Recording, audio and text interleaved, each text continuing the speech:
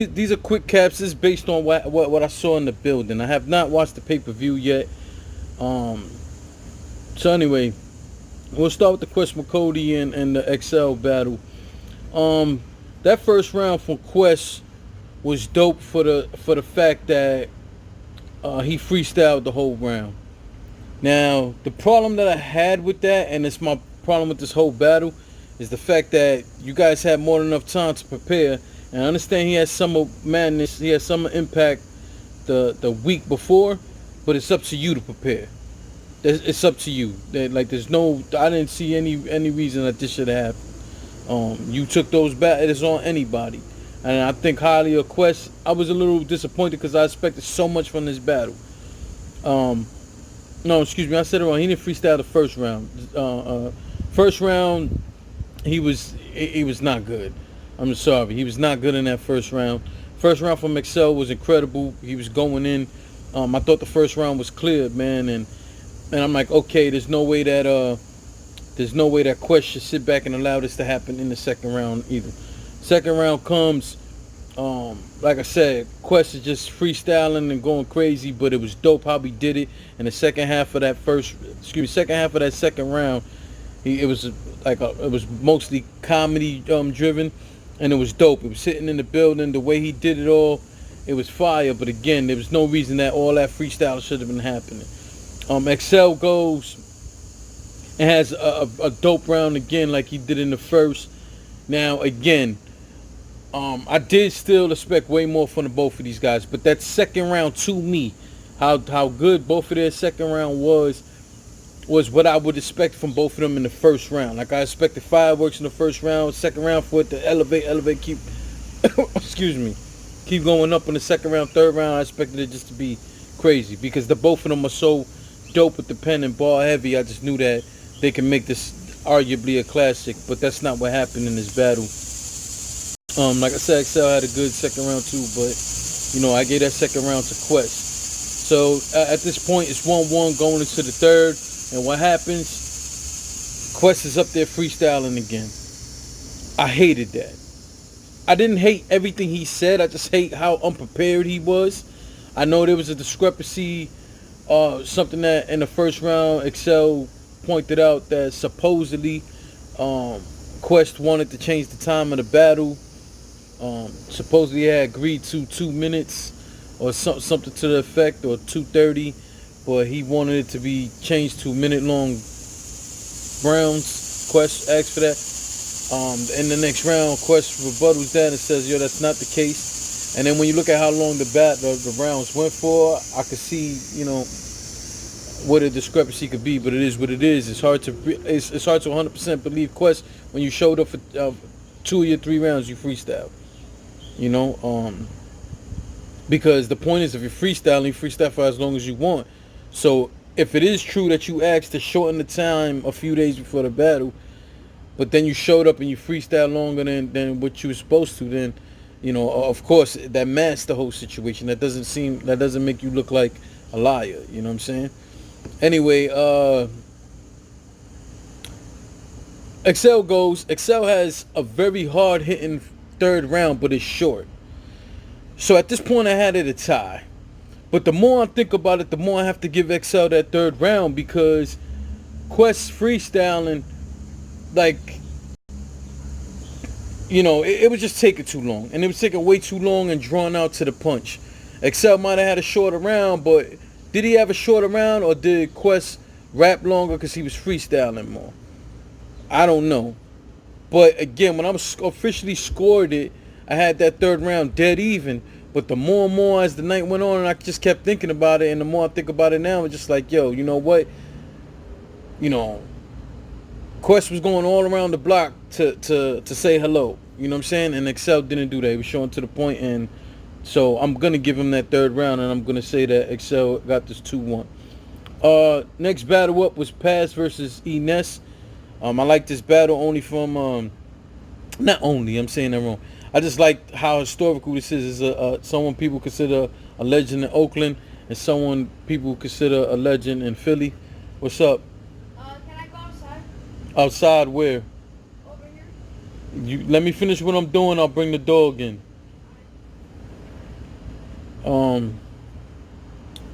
Anyway, Pass goes in his first round, and he's just absolutely trying to set the tone. He's like jumping all on Ness, man. He's trying to end it early in the fight. You know what I'm saying? I like that whole them bars he did about being a better person underneath. The way that was the punch on it, that was fire. Ness had a good first round too. Pass goes in the second round. He chokes on the Cambridge line. Now the people in the building were furious at him, and where we were at, they were trying to correct him because you pronounce it Cambridge, and Pass was pronouncing it Cumbridge, and the people in the building were not happy about that shit. You know what I'm saying? But he choked on it, and then as he's choking, he's getting mad at the crowd and trying to blame it on the crowd and stuff like that. And now I will say throughout the event, again, I was upset because people were talking. And I hate that shit. There's no reason. You paid your money and the rest of us did. You want to have a full fucking conversation, go outside. So anyway, Ness goes. Ness has a okay second round. Nothing crazy, but he wins that round because Pass choked. Oh, by the way, after that Pass choke, after he choked, he went crazy after that. But I still can't give him the round. You choked. You choked. That wasn't a stumble. It was a choke. He choked for a while too. But I respect that. He still gave us our money's worth. He could have choked, seen it was crazy, and then mailed it in and said, fuck it, I'll just live to fight the third round. No, he went and he spit the rest of the second round like a warrior should. And I respect that and I appreciate that. In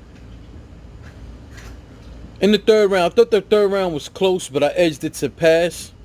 The reason why that I saw people who felt like it was clear that the third round Pass gets, the reason why to me it was as close as I have it is the point.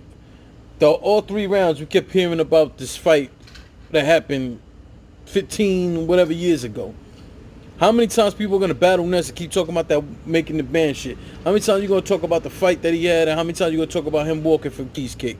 Like, fuck out of here with that shit. Especially if you can't bring a fresh twist to the story. Like, it's stupid by now and it's outdated as a motherfucker.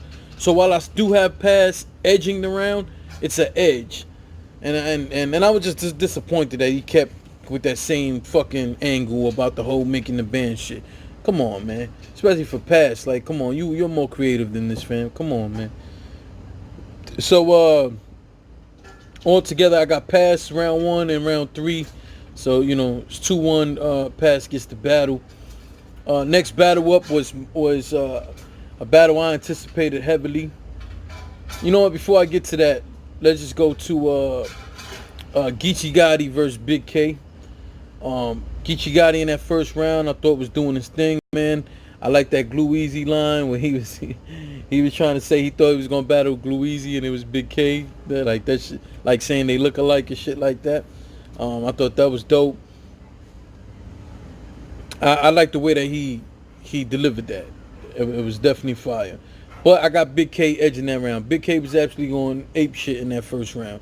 And regardless of what I think of Big K, it was just dope to see them, dope to see him back damn near at the form that we seen when he was starting to elevate himself in the game.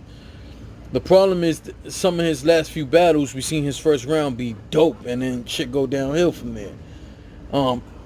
Excuse me. I gave the first round to Big K. I edged it to Big K. Geechee Gotti's second round was very, very good. And I was sitting like, damn, Big K, you need another one of them first rounds like that if you even going to remotely come near it. Because Geechee was going crazy in that second round. Big K, I felt like Big K was on his way to winning that round. And he was getting closer and closer, and then he stopped short. Now, I don't know if that was a time limit situation, even though Geechee Gotti, because we already know Big K always have a big deal, makes a big deal about time limits. He didn't do that in this battle, but then his round was short. Like, he didn't make an obvious issue about it, not that I saw. But this second round of his was short, man. And while it was good, I will say it was good, it wasn't, I have to give that second round to Geechee Gotti. And I don't even know that it was close to be. I don't know that it wasn't that clear. It was a good round, but I thought it was clear that Geechee took that second round. So I have it 1-1 going into the third. Geechee starts off with a rebuttal. I believe it was to that whole tree and that tree shit that Big K was talking about was funny though. So Geechee starts with a fucking rebuttal, and I felt that shit fell flat. I felt it was a horrible ass rebuttal. I know a lot of people in the building were all looking at each other. You had a portion of people who liked the rebuttal, then you had a good portion of people all looking at each other, shaking their head like, nah, that ain't it, Chief. That really wasn't. But after put the rebuttal to the side, and Geechee had a hell of a third round, and then Big K comes on his third round again, looking like it's about to be something, and he stumbles throughout the whole fucking round. He stumbled throughout the whole round. So Geechee got 2-1 in this battle. Again, regardless of what I think about Big K, man, you know, the pace and the rhythm he was going at, his flow and all that, let you keep feeling like, yo, he's about to just continue to elevate, and it just wasn't fucking happening. And that's been his issue in the last few battles. You know what I'm saying? What's the next battle that we have on here? Let's go Rum Nitty versus Sharon.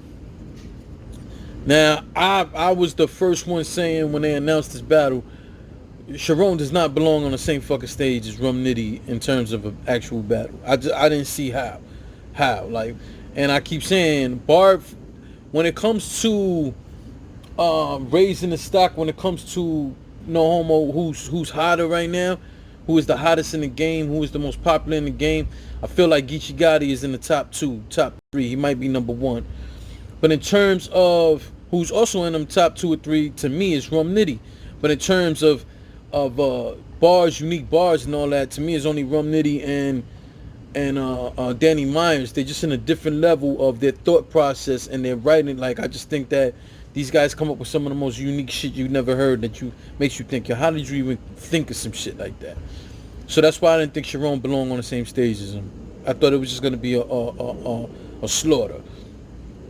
First round was really close, and I was surprised. But at first, though, Sharon was there in a silly-ass fucking suit that he had on the day before. I seen him in the crowd taking pictures and all that. Me and Visuel was laughing because I was like, yo, we should go take a picture with him and send him to DME because DME couldn't make the event. But then I was like, I can't take a picture with Sharon without me telling him to his face that I talk shit about him all the time. And again, you know, a lot of people were showing him love. He was so dope about it, taking pictures with everybody, you know. But again, I'm just looking, I'm like, yo, ain't that the same suit he just took a picture yesterday with Rum Nitty? Like, so I'm thinking, all right, you know what? That must be an angle that he's coming with. There really was no angle with that shit. There really was no, I still don't understand it. But I have to say Sharon had a very good first round. Same thing with Rum Nitty. And I edged by 1 point, by a razor's edge. I got Rum Nitty taking that first round. Second round, Sharon goes, and I ain't even gonna lie. I felt like Sharon went crazy. And I'm thinking cool because Rum Nitty can do that and more. And to me, Rum didn't do that. I don't know if it was just that his round felt a little shorter or what it was. It was. I'm not saying it was a bad round. I just felt like Sharon won up them. And to me, and this is my opinion, I feel like it was clear in that second round that Sharon beat Rum in that. I thought the second round was clear, right? That fucking dunk that he tried to do, the Sharon dunk like Suge does, that shit was horrible. That shit was corny. Like, I was embarrassed for him. I ain't even gonna lie. But it don't change that he won the round. But I was fucking like, that was so cringe. It's moments like that that make people like me just not want to fuck with Sharon. Like, come on, man, that shit look horrible. Unless you said it was a dunk, no one even would have thought it was a dunk attempt. What the fuck was that? Like, but whatever.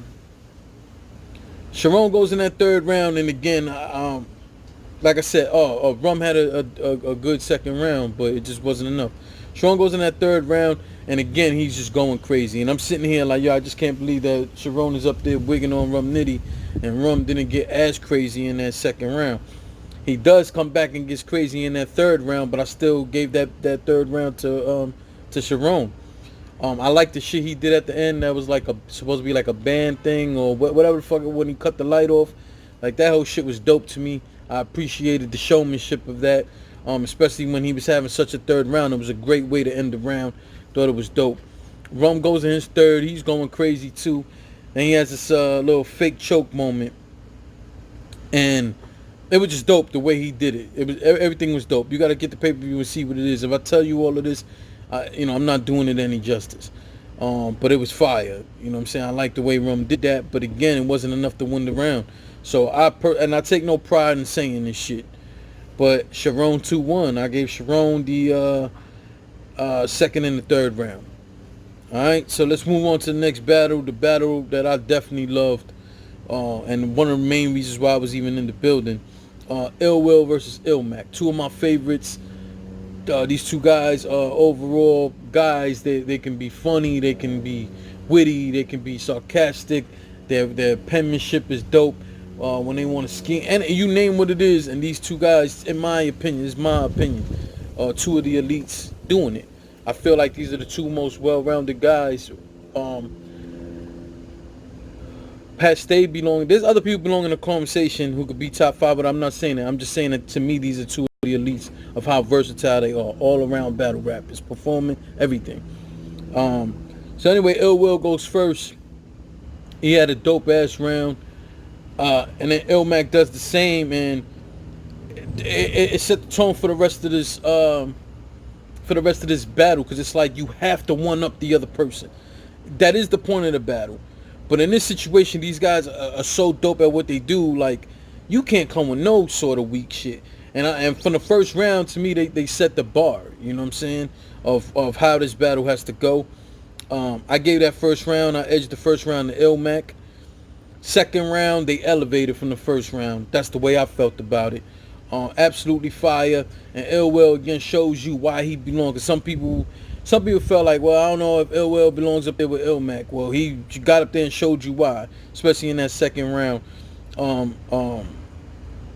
Ilmac had a dope second round too, but I gave that second round to Ill Will. So at this point, I have it 1-1 going into the third. Ill Will goes, he's fucking fire and absolutely puts the pressure on Ilmac to have to go another level. I have Ilmac edging this third round by 1 fucking point. And the reason why, them 3 rebuttals, them 3 back-to-back rebuttals was absolutely great. I thought his whole third round was great. I thought both of the third round were great. But as I'm scoring, I'm keeping score. I felt like them rebuttals put him in a prime position, and then he just went off that.